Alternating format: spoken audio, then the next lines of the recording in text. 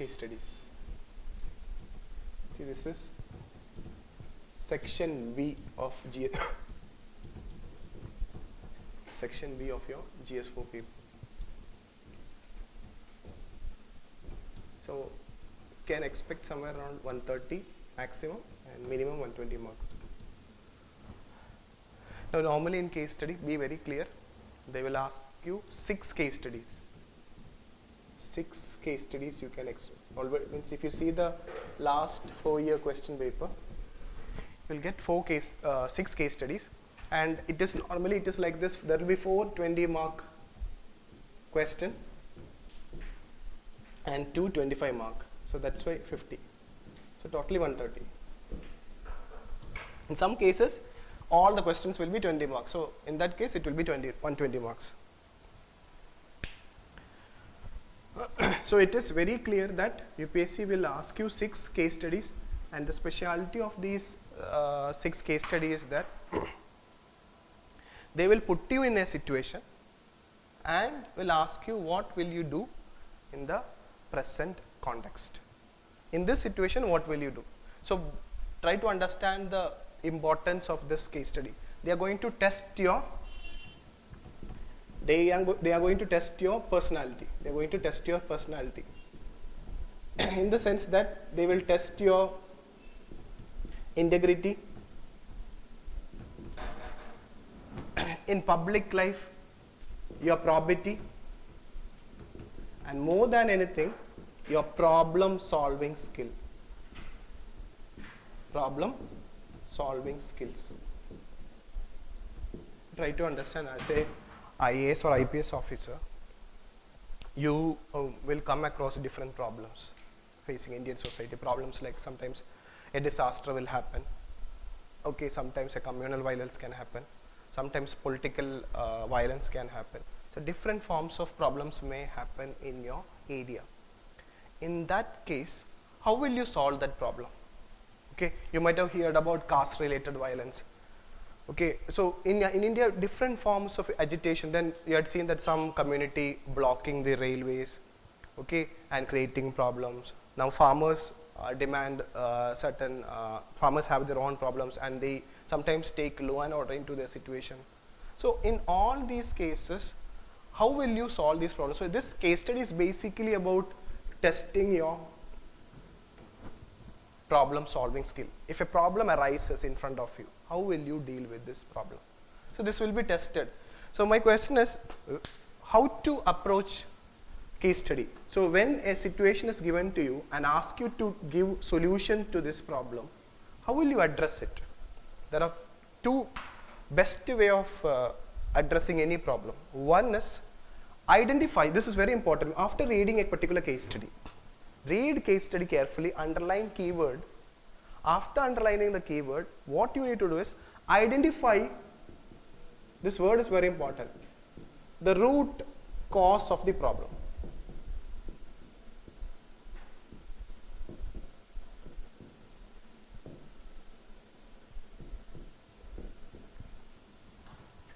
What is the main cause of the problem? Root, see, when somebody asks you what is the problem, people will say that is the problem, this is the problem, this is because the problem is because of this, problem is because of that. Not that. You need to find out the root cause of the problem. Okay. After knowing the root cause of the problem, second approach you should do is that give a long term or lasting solution to the problem. Don't give any, see, don't solve the problem for temporary, for a short period of time. Give a long lasting solution so that this problem will not come back again. This is your problem solving approach. Whenever a case study is given to you, in all the 6 case studies, first you will identify the root cause of the problem. Unless and until you don't know the root cause of the problem, how can you solve the problem? You will be solving it for a time. For example, presently farm crisis is going on. So to address this problem, there one solution a particular government have done is that what they have done, farm loan waiver. The loan which the farmer have taken is waiving, so no need to pay back that loan. But the problem is, for temporarily that problem is solved. Next year again this problem will arise. So can government do every time farm loan waiver? It's not impossible. State don't have sufficient fund. So this is not, so what in this cases, in farm crisis, what the government have done is they have not addressed the root cause of the problem. They are not given, since they have not addressed the root cause, the solution which they are given is not lasting solution. The root cause of the farmer's problem is that the crop which they grow, they are not getting fair price. They are not getting fair price to their produce. Okay, middleman is taking all the benefit. There are a lot of, or they are not having sufficient investment for agriculture. So this is the root cause of the problem. You have to address this problem. Imagine that all the farmers are getting a better price for their produce so that they can come out of their poverty. They are able to invest more in agriculture. They can bring more technology. They can bring better seeds, sufficient utilization of fertilizer. So then the crop productivity, means the yield will increase, and now they are getting a much better price. What is actually happening now is that consumer is paying high price, farmer is getting less price, middleman is getting the major profit. That is the major root cause of this farm problem. So we have to, now you know the root cause of the problem. Now address this problem. How to bring investment in agriculture, how to ensure that fair price, cut the middleman. The government have come with a solution, what is called as, one solution is ENAM, that was a prelims question, National Agricultural Market, where it's a portal where it connects the farmer and the producer. So the consumer who is required, if a corporate want a farm product, so they can really directly by cutting the middleman. So now National Agricultural Market is one of the way to solve this problem. What? To get a fair price for the farmer. But you need to do other thing also. So this way you have to answer a particular question. You have to identify, to every problem, identify the root cause and give a, so see, you can't get a long-term solution in the beginning itself. It's a step by step. So suppose the long-term solution can be achieved if it is, can be achieved in 2 years, but it should be there in your mind. Then go for a means short-term solution for the time being to solve the crisis, and then plan for the long-term solution. This has to be done to deal with all the case studies. So this is very important. Identify the root cause of the problem and finding a lasting solution to the problem. To all the 6 case studies, you have to approach it. Now, so don't forget these 2 steps. Next is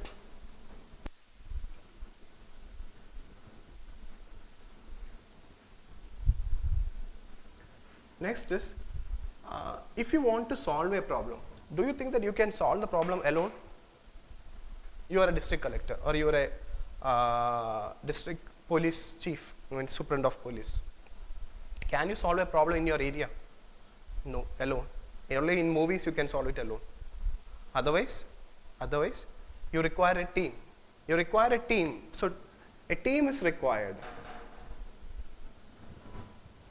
So to solve any problem, teamwork is essential. To solve a problem, you are solving a problem along with the team. So who are the team members?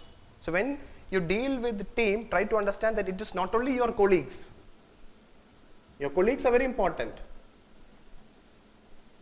Your colleagues are very important. Your juniors, you're working together, your seniors, you require the entire personnel of your office. If you are a police person, you require all this police support.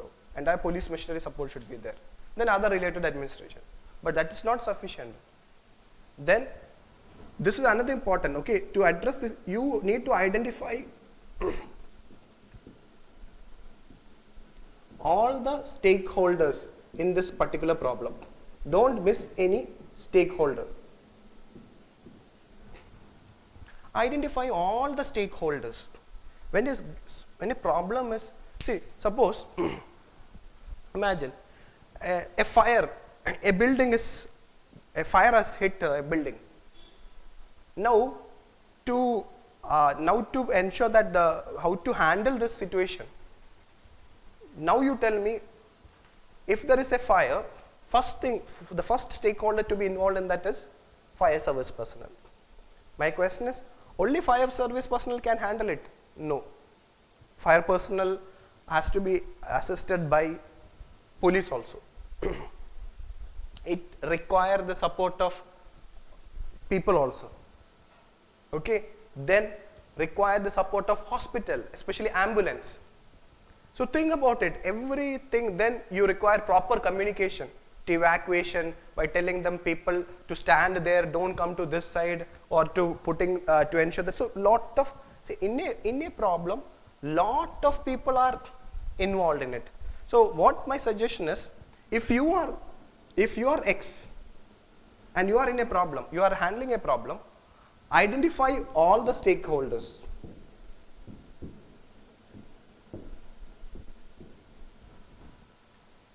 Police is required, write police. Media is required, write media. You require the help of media. You require the help of NGOs. You require the help of hospital, then you write. Especially ambulance like that. And anything else, whoever in that situation, whoever is required, you write that. Then, so this is very important. Identify all the stakeholders is very important. Now once you know that these, only with the help of these stakeholders and with the teamwork, only this problem can be addressed. Your role is that of a coordinator. You have to coordinate. This work is very important. Your coordinating work with this entire team can only solve this problem.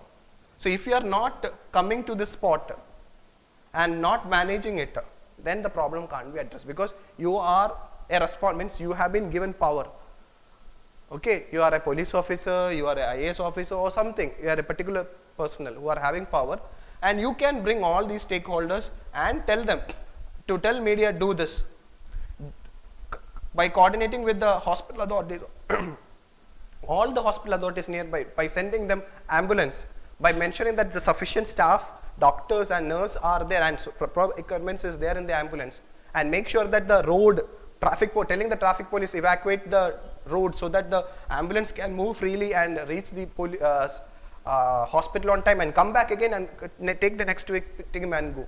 Like that, so in this way, so here the help of NGOs, the media, police, everything will play a major role.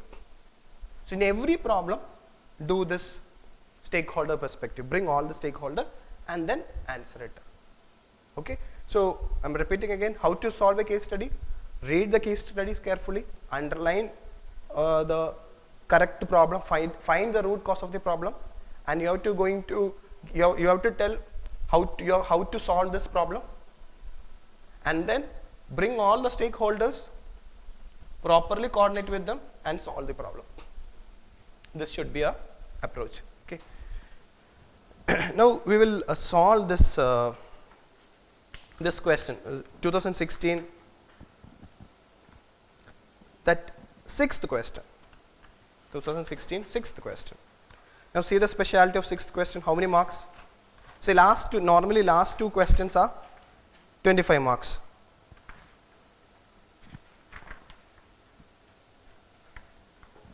See, in 2015 and 2016, it was 130 marks.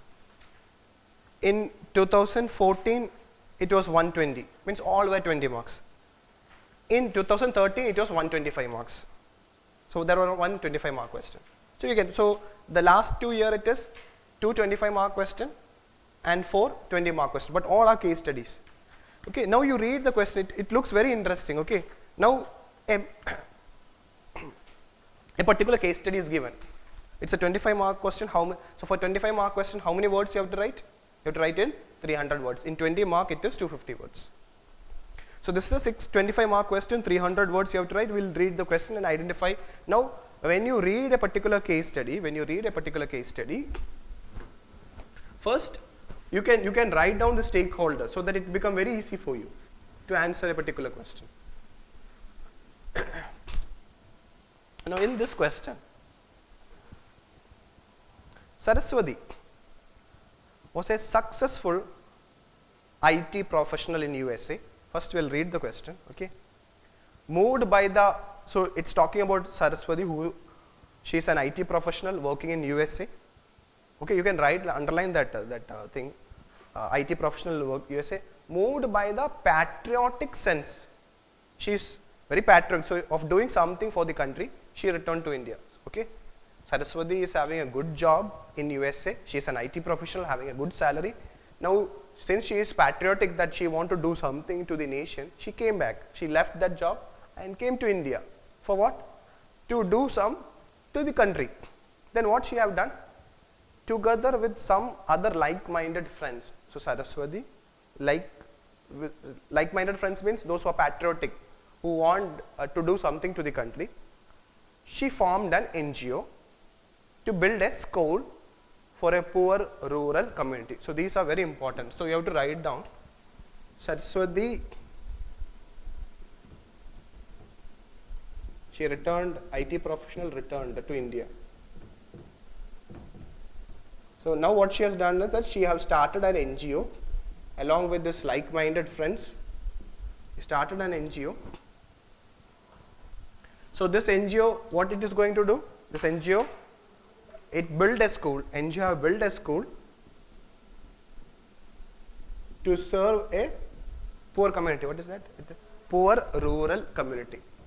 So this is very important. She set up a school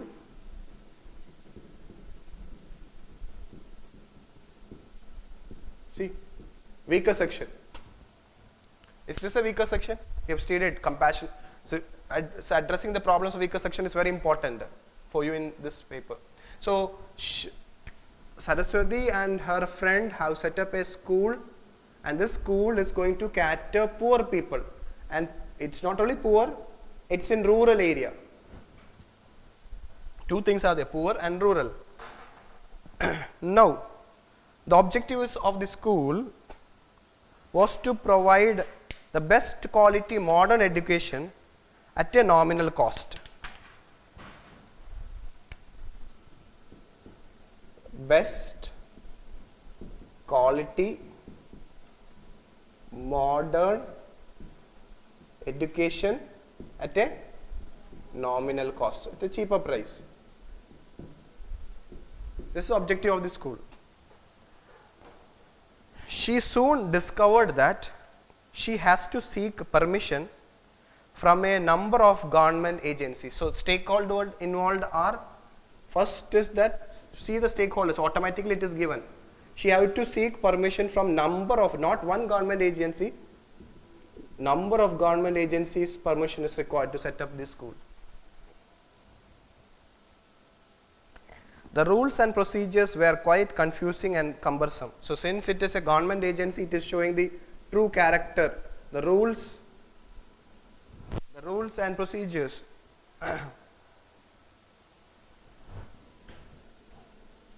The rules and procedures to set up is very quite confusing and cumbersome, very difficult. So government agency, actually what they are doing is they are delaying it, red tapeism. The problem associated with this, red tapeism or delay. This is a common feature of a government. This is a common, we discuss about work culture now. This is one work culture of government agency. That the rules and procedures are confusing and cumbersome, it results in red tapeism. It results in corruption. What frustrated her most was the delays, careless attitude of the officials, and constant demand for bribe. See, they are demanding bribe. So they are deliberately delaying it. The attitude is, see the attitude, careless attitude. They are not sensitive to this school or to this poor rural community. They are taking a carefree attitude. Okay, if you want a school, you give me money. Otherwise, you come with, you bring all the papers. do this. You might have seen in movies and all these things. Same thing is happening here. So try to understand that the biggest problem what she is facing is in relation. She have a very good intention, but the government agencies are creating a big hurdle for her. Her experience and the experience of many others like her has deterred people from taking up social service projects. It's very important. Because of this government agencies, many people are not taking social service projects.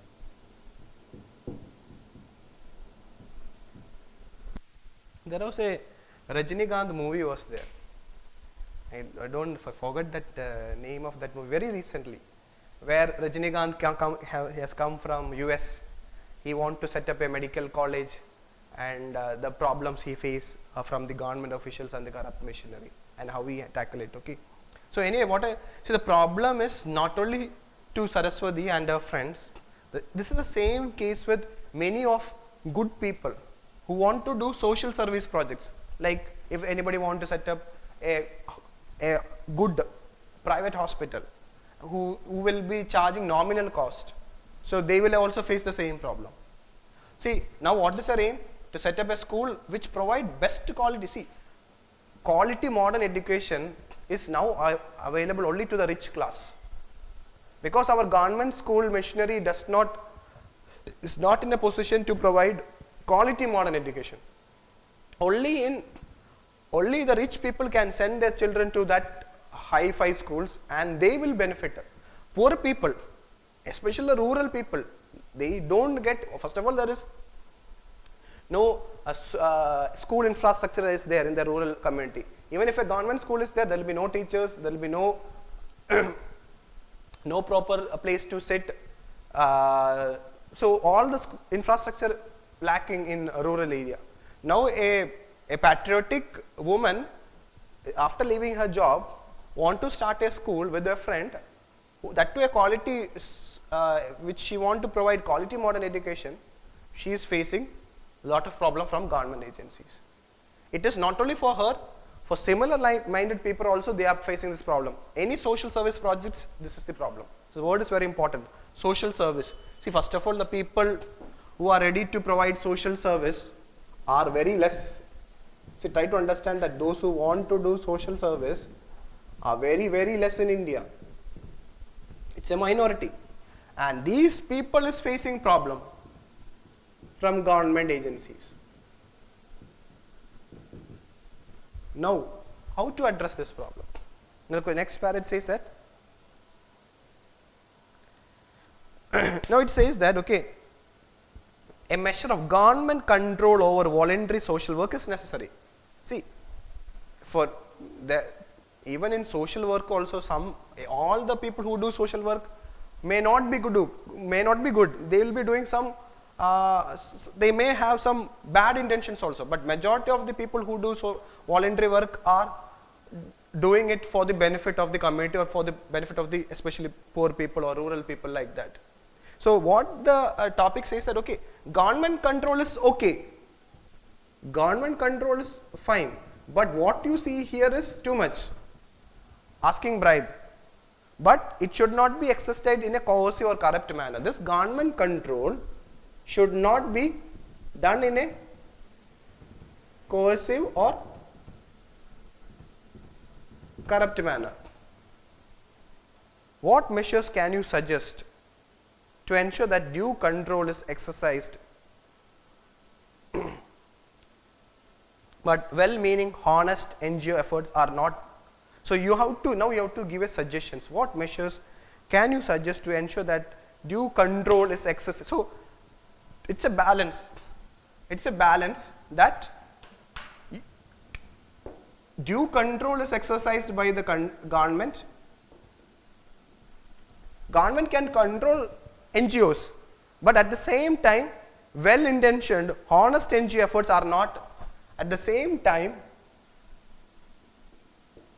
honest NGOs functioning are not thwarted. So the question is here is, what measures can you suggest? What measures can you suggest? So now, how will you answer this question? How will you answer this question? First, Identify the root cause of the problem. Now tell me from this, tell me the root cause of the problem.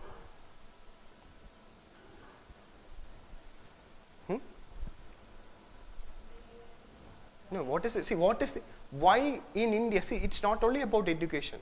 In all, see, the problem is all the social service. See, read the line. Okay,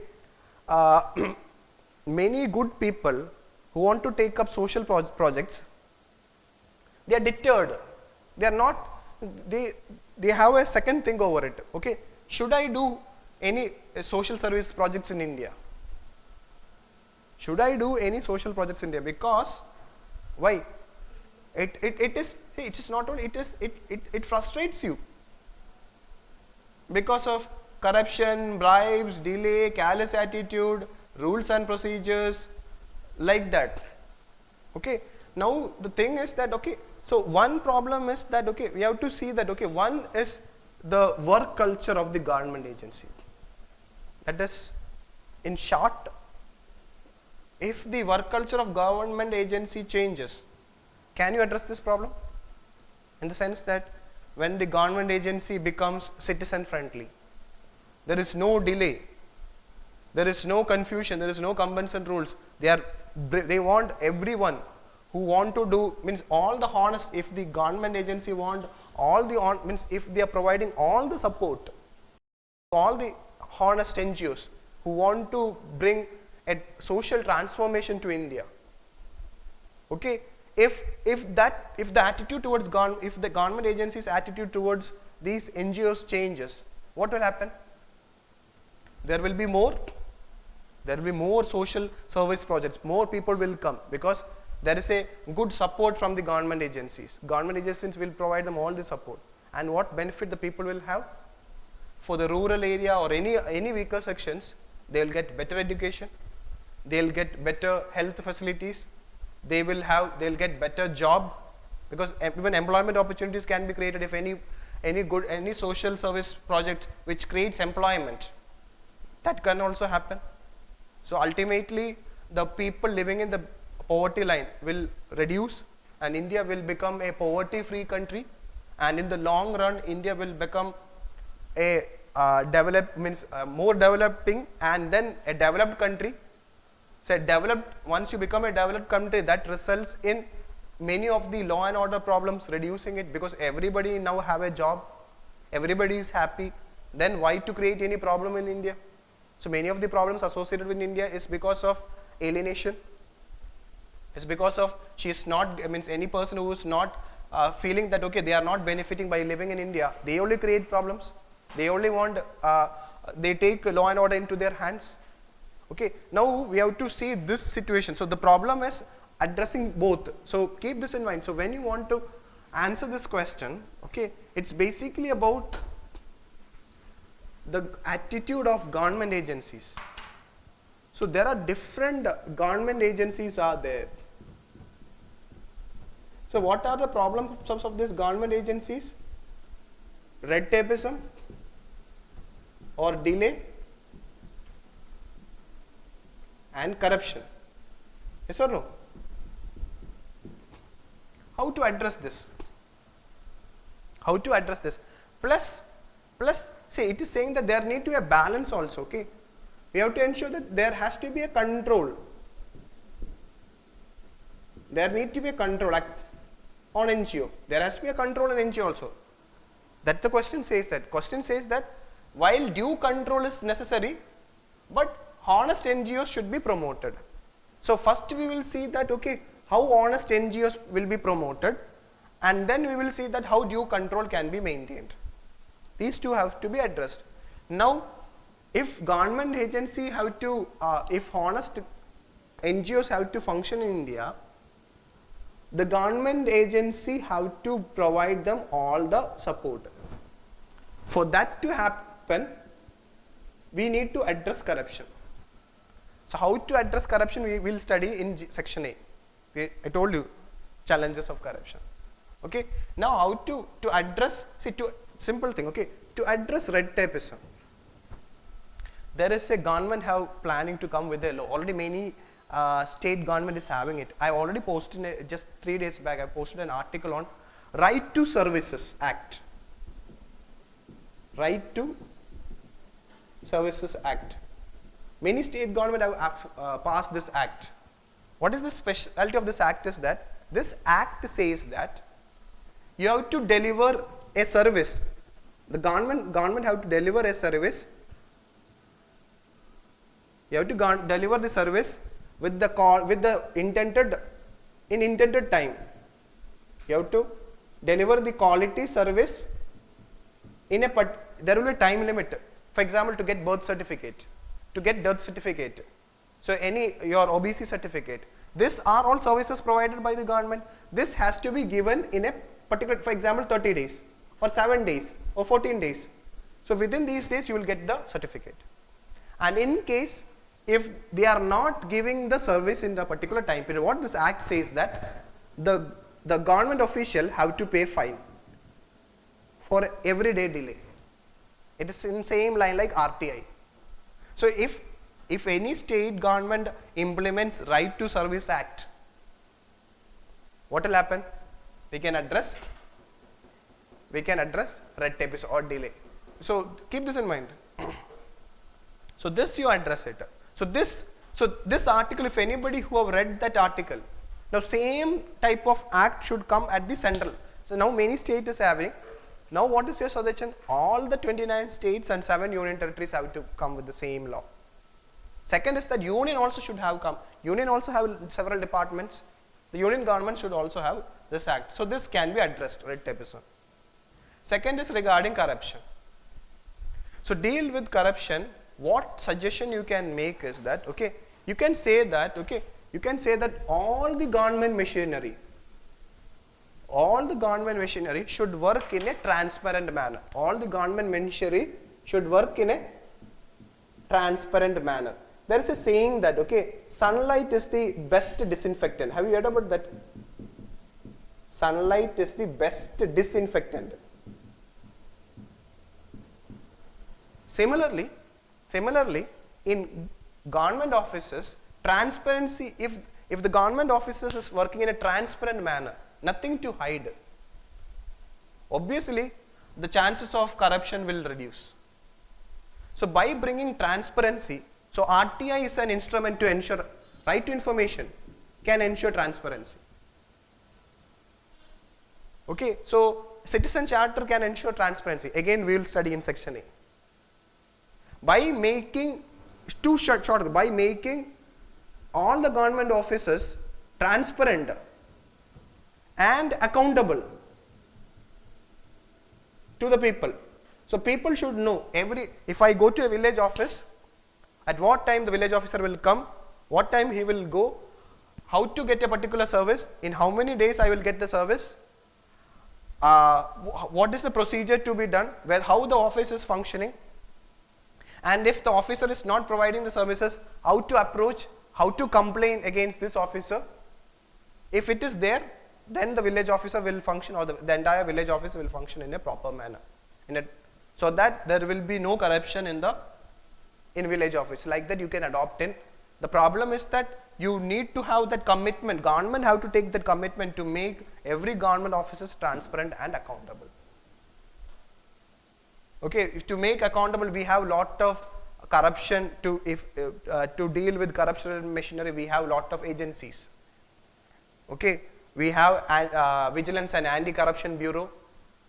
We have vigilance commissions, state vigilance commissions and central vigilance commission. To investigate, we have Central Bureau of Investigative Agency. We have Logayuta. We are planning to have Lokpal. The list goes on. But more than anything is that to make sure that the corruption can be addressed, the best effective lasting solution is citizen empowerment. This is the long term. Empower citizen. Only an empowered citizen can. And empowered means a citizen knows his rights. Citizen knows about all these laws. Citizen knows about right to information. Citizen knows about citizen charter. Citizen knows about Right to Services Act. then he will start questioning, why you are not giving us? The law says this, where is your citizen charter? It should be kept outside the office. Citizen charter says that in this days these will be given. So when every citizen of the country become empowered and enlightened, they know about the government rules, government laws, government machine means how to approach the government machinery, how to get their work done, that can easily address corruption. So you have to answer in this way. You have to you have to say this, that see, if you want to make government agencies work culture, if you want to change the work culture of the government agencies to prevent red tapeism and to prevent corruption, make sure that the government agencies function in a transparent and accountable manner. Make sure that all these revolutionary laws are implemented in letter and spirit. You can address it. Now to the second part, due control. See, government already have lot of controls over NGO. Especially recently the government have tightened the control over NGO. In the sense that, okay, now the question is that how to make sure that NGO also function in a appropriate manner. Okay, what the government can do is that, okay, government can also always ask for funding. From where you are getting the funding, source of funding. The NGO have to disclose the source of funding. In this case, there is no problem. Why? Saraswati, who worked in USA, from their hard-earned money, she have come and is going to start a school along with the other friends who are well-wishers, who have their own money. So it's their own money. But sometimes many NGOs take fund from foreign sources.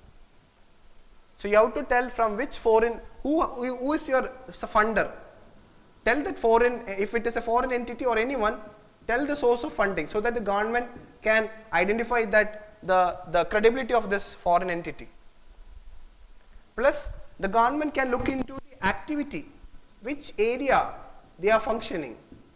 If they are school, they can check that the school education which they are providing is as per the standard. So all these things they can do it.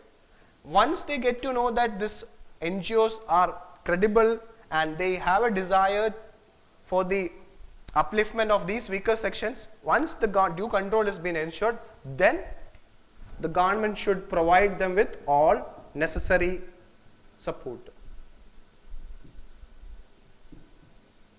So that then you have to write the benefits.